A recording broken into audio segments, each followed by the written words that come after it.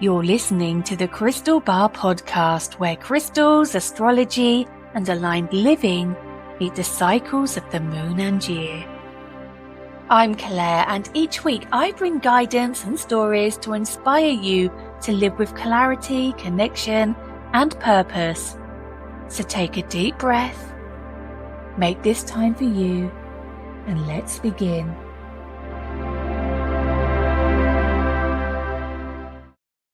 I know so many of you love a long podcast, and I'm not going to dilly-dally today. I'm going to get straight into it because I've been writing a lot of notes. But firstly, though, just quickly, I hope you're all good. Hope you're all well. Hope the last week has treated you with the uttermost respect and brought you lots of joy and happiness and abundance into your life. And if it hasn't, 2 fingers up to that, and just know that you are stronger than you could ever realise. The greatest days may have tested you, however, the even bigger and better days are ahead of you. Arnie and Ivy are good. I often get messages. I've been sharing a few little posts with our subscribers about that. But they're all good. They're currently sleeping in their usual spots. There's no weather report today as such because it's just hot. 35 degrees. Hot.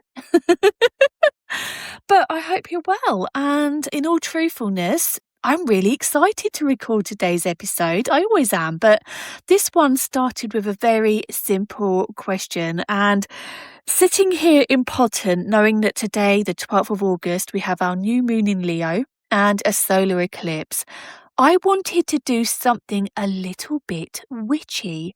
I wondered what might be hiding in the history of the place where I live, where there are stories, but were there any actual witches? Were there any wise women accused of witchcraft in the villages surrounding us? Were there old tales that had something to do with witchcraft or any of that magical space that I love to get? I kind of get involved on Witch Talk. Yeah, I don't get involved, but I love to get deep into it. I don't comment because there's so much toxicity on that. I don't know if you're aware of that. However, I love to get really in depth and find out stories about local legends. And that's really arched something in me this week. It really has. And I really started thinking about, are there witches in Potton?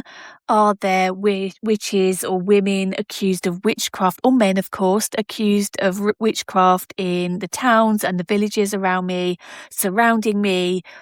And are there old tales that had somehow become lost as the centuries passed? And I thought I might find a little piece of folklore, but what I actually found was a thread leading from this tiny corner of Bedfordshire into something very extraordinary. Dark moments, if you will, in the history of English witchcraft, including a direct connection between our neighbouring village, which I can actually see from where I live. I can see it, the fields and the hamlet and the village.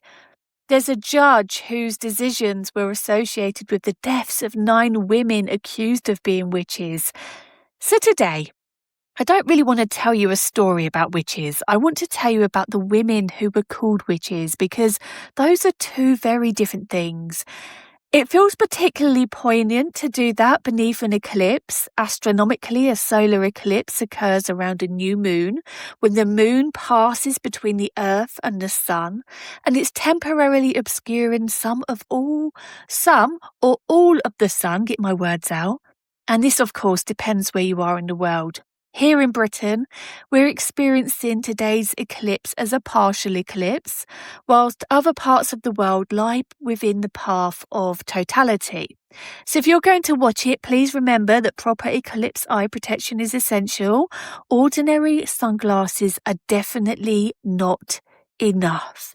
But astrologically, eclipses have long become associated with turning points, revelations and beginnings and endings, and moments when something previously hidden can become impossible to ignore. I've shared lots about this particular, I can't speak today, I'm so excited, but about this eclipse. what it means and how it may affect your sign over on my Instagram and my Facebook and my YouTube.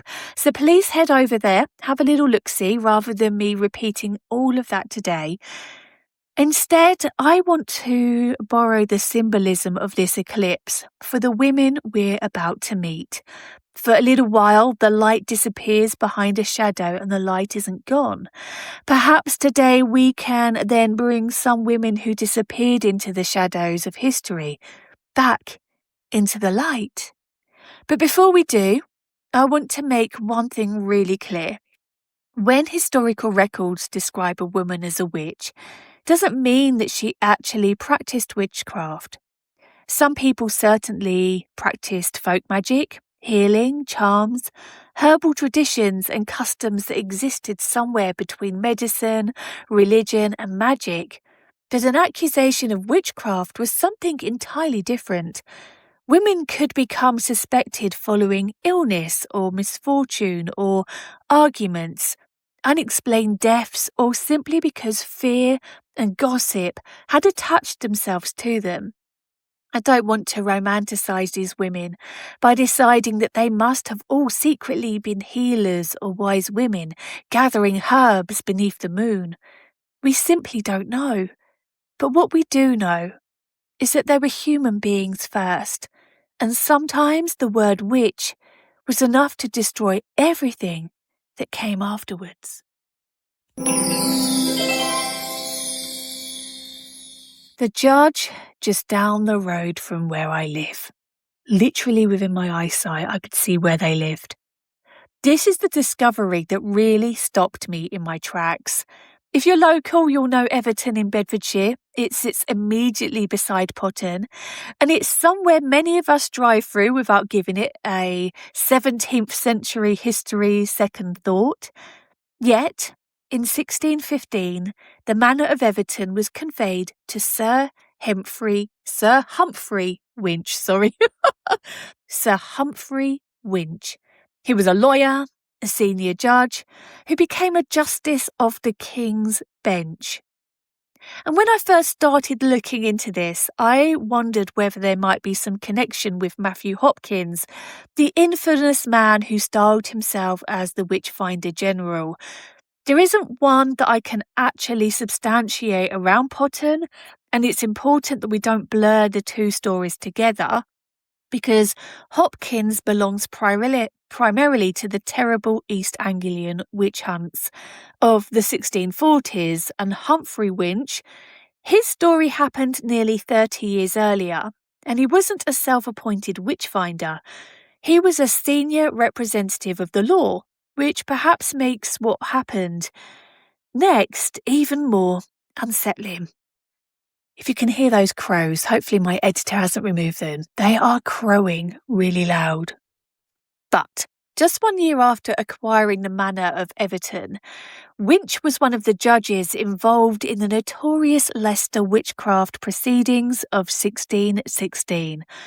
At the centre of those accusations was a young boy called John Smith, who claimed that he was being supernaturally tormented and began identifying women whom he said were responsible. To understand how something like this could happen, we've got to put ourselves into the world of 1616. Witchcraft itself wasn't regarded simply as folklore. English law recognised it as a crime. Educated people debated its reality, clergymen preached about it, and King James I himself had written about witchcraft and demons. Illnesses appeared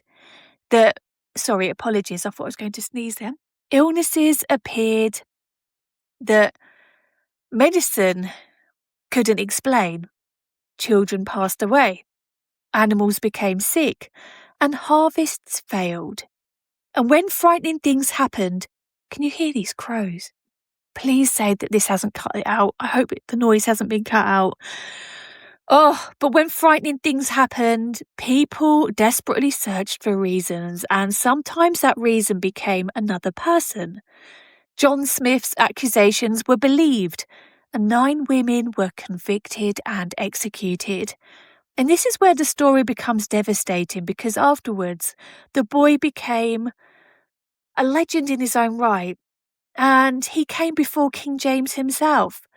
King James questioned him, became suspicious, and the boy's claims unravelled. Other accused people who might otherwise have met the same fate were thankfully spared. But for those 9 women, the truth arrived too late. And when I began researching this episode, I desperately wanted their names. I thought that if we were going to talk about these women more than 400 years later, surely the very least we could do is speak their names aloud. But this is where history requires us to be careful. Other Leicestershire witchcraft cases from around this period have become tangled with this story online, and names belonging to different accused women are sometimes presented as though they belong to these 9. I cannot verify those names strongly enough from this historical record, and I would rather leave a space for their real names than to fill it with somebody else's. And there is something incredibly poignant about that. We know Sir Humphrey Winch's name. We know his career. We know the name of the boy whose accusations helped bring these women before the court. We know the king who eventually questioned him. We can trace the manor Winch acquired and even find his memorial today in Everton Church, just down the road from where I live. Yet the women who actually went to their deaths can disappear into history simply as 9 witches. But they weren't 9 witches. They were 9 women. Each had a name that somebody once knew. Each had a life before anybody accused her of witchcraft. Each had people, places, memories that belonged to her. And whatever any of them believed, their lives were infinity. They were infinitely bigger as well than the accusations that eventually consumed them. The connection comes even closer because historical records also connect Winch directly with the town I live.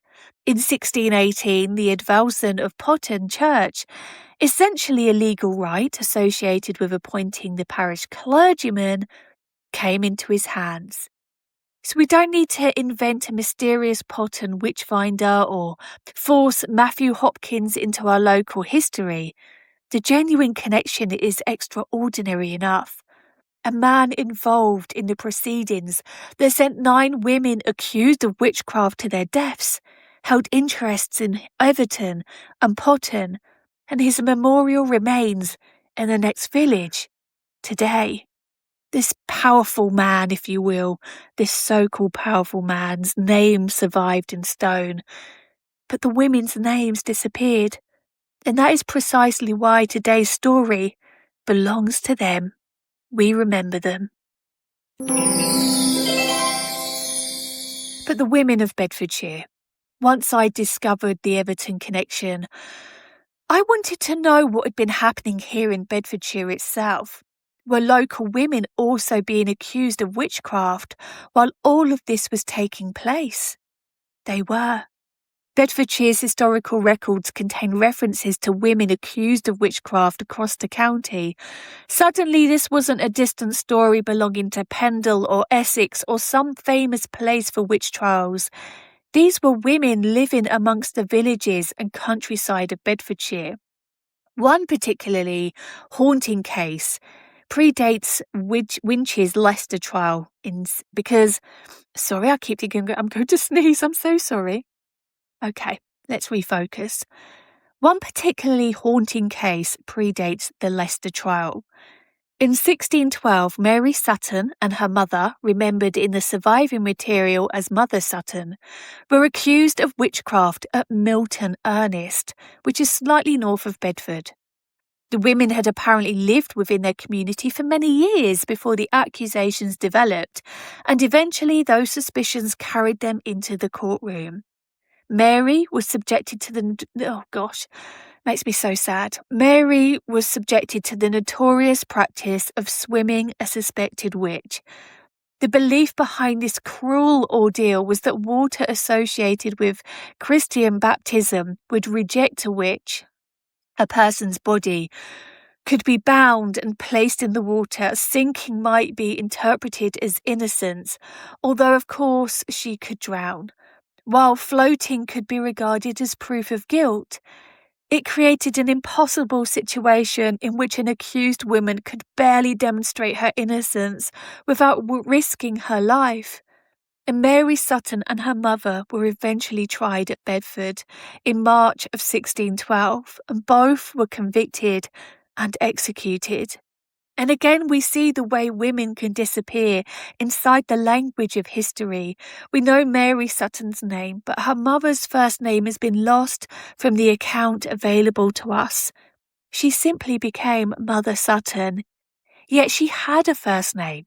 Somebody knew it. Somebody would once have called her by it. So today we remember Mary Sutton, and we remember her mother too. Even though history hasn't allowed us to say her whole name, we remember them. Emma Saunders, the woman who walked home. Not every accusation ended at the gallows, however, and one of the stories that stayed with me most strongly, they all did, but this comes from Little Staunton, much closer to this part of Bedfordshire. Because on the 3rd of October, 1653, Emma Saunders, the wife of Robert Saunders, a carpenter, appeared before the Bedford Quarter Sessions this is just crazy, accused of feloniously bewitching William Holland. The court considered them... Gosh, I'm so sorry. It's just so sad. However, the court considered the matter serious enough to send the case onward to the assizes. Knowing what happened to other women, you also expect Emma's name to disappear at this point. But it doesn't. The parish records allow us to find her again. Emma had been born Emma Ball. She survived the accusation. She outlived her husband and remained in Little Staunton until her death in March 1670. There is something about Emma's story that I absolutely love because it reminds us that historical women weren't merely victims waiting for their final sentence. Some did survive. She went home. Some continued living for years after somebody had publicly accused them of being a witch. We don't know what happened when Emma returned to her community, and I don't want to invent it. But we can't know whether her neighbours apologised, whether people continued whispering about her, or whether others had defended her through the accusations. But we do know that the word witch doesn't become the final word written beside Emma Saunders' name. She lived, and more than 3.5 centuries later, we can still say her name, and we remember her. When fear became evidence. Sorry. This is quite emotionally overwhelming, actually. Very overwhelming, to be honest. Very emotionally overwhelming. Right, let's get back to this. Perhaps the most important thing to understand about these cases is that we cannot automatically look at an accused woman and assume she practiced witchcraft. That can be strangely tempting today because the word witch has been reclaimed by many people as something empowering and spiritual. A modern witchcraft can encompass relationships with nature and herbs, lunar cycles, divination, ritual, and countless other traditions. I'm a proud witch. And there is something wonderful about people being free to explore these practices openly today. But that isn't necessarily the word these women inhabited. You don't have to practice witchcraft to be called a witch. Sometimes something inexplicable happened after an argument. A child may have become ill, an animal died, a harvest failed. Somebody muttered something in anger and later misfortune followed. In a society without our modern understanding of disease and psychology, weather or coincidence, one frightening event could have become connected to another. One suspicion attached itself to a particular woman. Almost anything could reinforce it. Her behaviour could have become suspicious. Her words could become threatening. Her poverty, independence, age, or reputation might suddenly acquire another meaning. And this is what makes the history frightening to me. It isn't really about magic. It's about what fear can persuade human beings to do to one another. The Unnamed Woman of Oakley. And if we imagine that this fear disappeared once the great witch trials began fading away, a Bedfordshire story from Oakley in 1735 tells us otherwise. An older woman described as being over 60 had apparently lived for years beneath the suspicion that she practiced witchcraft. Her name isn't given in the account. I've been not able to verify a name, but one extraordinary detail about her has survived. She was so desperate to clear both herself and her children of the accusation that she agreed to undergo a witch test. Her hands and her feet were tied. A rope was fastened around her body, and she was put into the river Great Ouse. She floated, although her head was beneath the water, and she was reportedly close to death when she was removed. Instead of recognizing a terrified older woman struggling in the water, people watching apparently interpreted her floating as evidence that she was a witch. She was subjected to the ordeal again. Eventually, she was taken from the water in a dreadful condition. Yet even then, another supposed test was proposed. She would be weighed against the parish Bible, because there existed a belief that a witch would weigh less than the sacred book. But of course, she weighed more. But the part of the story that stays with me isn't how ridiculous the test sounds to modern ears. It's why this woman was apparently willing to endure it. She wanted to clear her children. Behind the supernatural accusation is something completely human. A mother who knew that a reputation attached to her might also follow her family. Her name may have disappeared from the surviving account, but perhaps today we can give her something back simply by refusing to call her the Oakley witch. She was a woman. She was a mother. And she had a name, even if we no longer know it. But we remember her. We remember her. When the witch became folklore. Thankfully, Bedfordshire also gives us a witch story that doesn't end in a courtroom or river. At Conger Hill in Tondington, I love this place. I've actually been here. Yeah, I have. I love this place. If you know it, you know it. That's all I'm going to say. Okay. And I've actually heard this from people who live around there, but I just wanted to tell you the story. Okay, are you ready? Okay. At Conger Hill in Toddington, generations of local children took part in a wonderfully strange Shrove Tuesday tradition.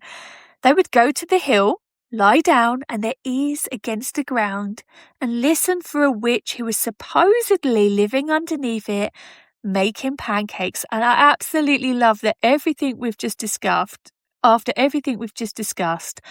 Bedfordshire also gives us a subterranean pancake-making witch. And wonderfully, the tradition isn't simply a modern internet story. Bedfordshire Archives and my friends preserves evidence of children participating in it, and the custom survived well into the 20th century. It just shows us something fascinating about the evolution of the witch in our culture. The terrifying figure that could once send a community into panic gradually became part of folklore, and the folklore became tradition, and eventually children could lie giggling on a hill listening for her pancakes. The witch survived, but she changed a bit. So beneath today's eclipse, let's give their memories light. It brings me back to Potton and to the extraordinary sky above us today. When I began looking into this episode, I thought I was searching for just a woman who deserved memories, and I did want a bit of a spookiness. I was hoping for some like witchy tales from around Potton. We've got the Potton Poisoner, which I could tell you in another one. Just something that's, come through us through the ages and stories, but I couldn't find it. Not to jest or mock or belittle any woman that came before us. I just thought there'd be something not exciting or fun, that's not the word, but something a little bit more folklorish, yeah. Just something that's come through, and I wanted to then look back into the history and see whether it was true or not, which is why I discovered what I did.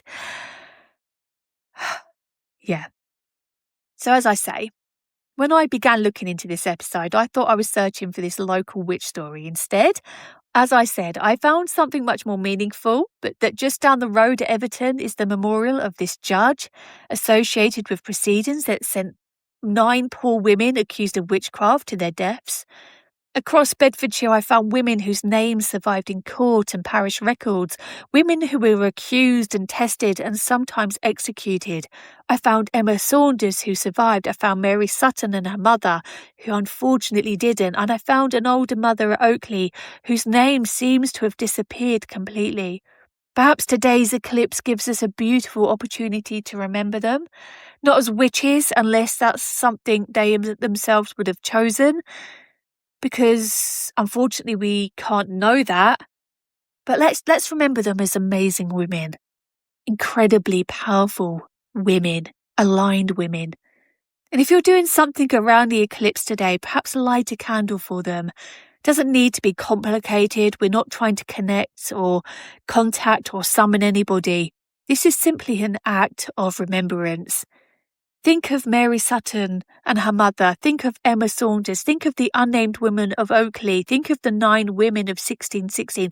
Think of every single woman throughout history, across the world, across the UK, across America, who has unfortunately perished due to witchcraft, due to believing in something, in nature, due to being accused or wrongly accused. Or rightly accused. Perhaps they were incredible women who could summon and could work with nature and heal and protect. And then they were punished for being caring and healing. Let's remember them all. We give them light, we give them energy.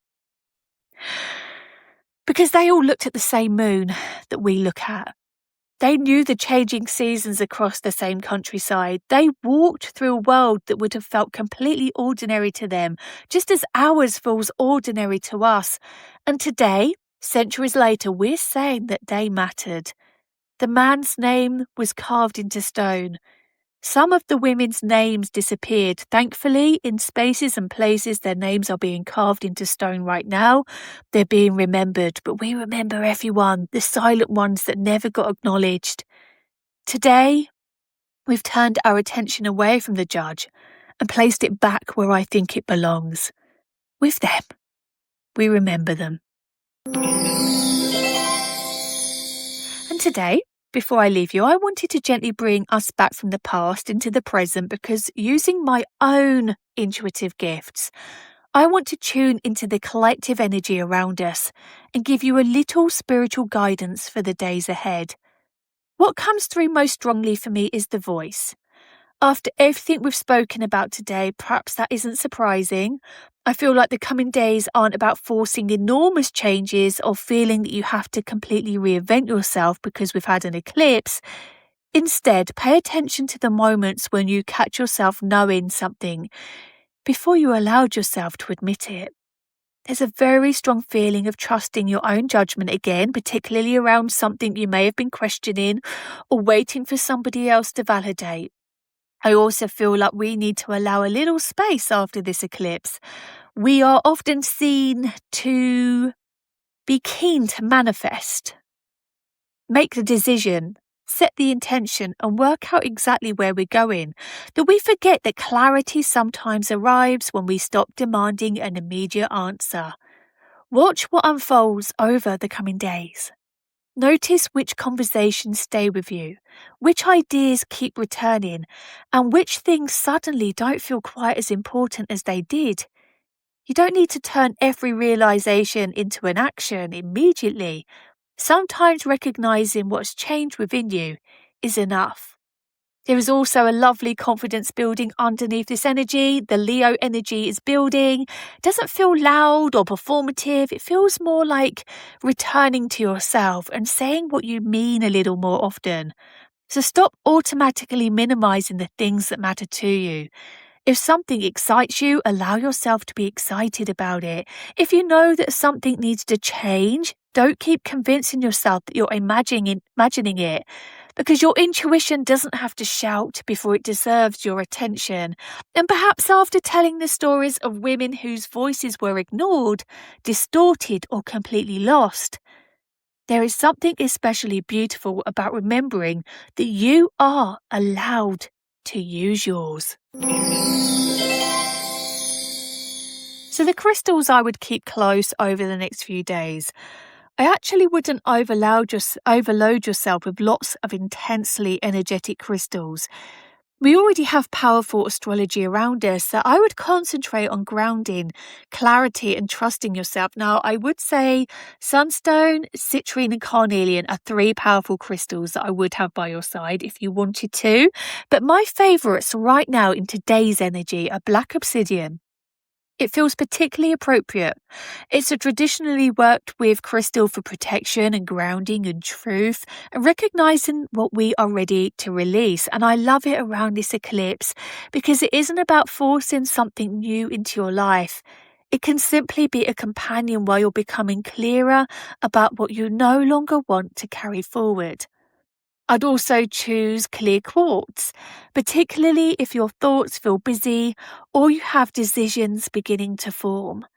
Work with it for clarity and intention rather than feeling you need to know every answer immediately. Hold it when you're journaling, keep it beside you while you sit quietly, or simply use it as a physical reminder to come back to you and what you actually think rather than all the noise around you. And finally, I'm going to actually put carnelian in the mix, actually. It's singing to me. It's like flashing at me because it feels so beautiful for the days that are going to follow today. Because once we're grounded ourselves, allowed time for clarity, carnelian brings us back into confidence, into creativity and action.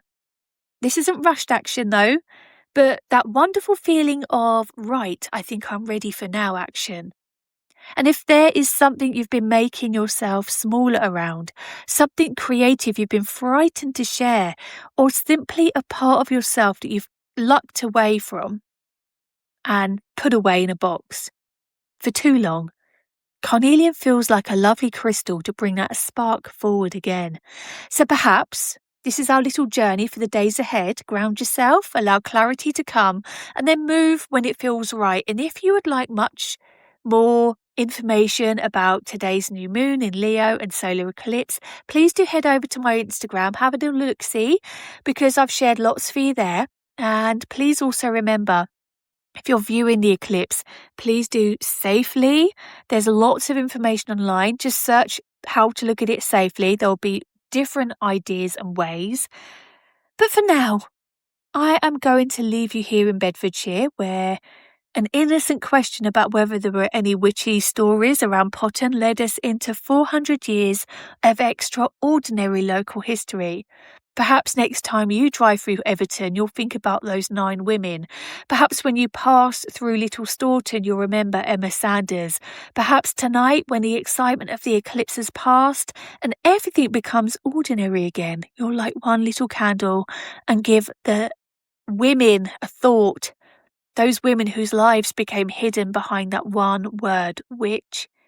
Some of those names survived, some didn't, but they were here. And today, we give their memories a little light. Lots of love, my lovelies. Take care of yourselves over the coming days. I'll speak to you again very soon. And remember, the right crystal will always find you.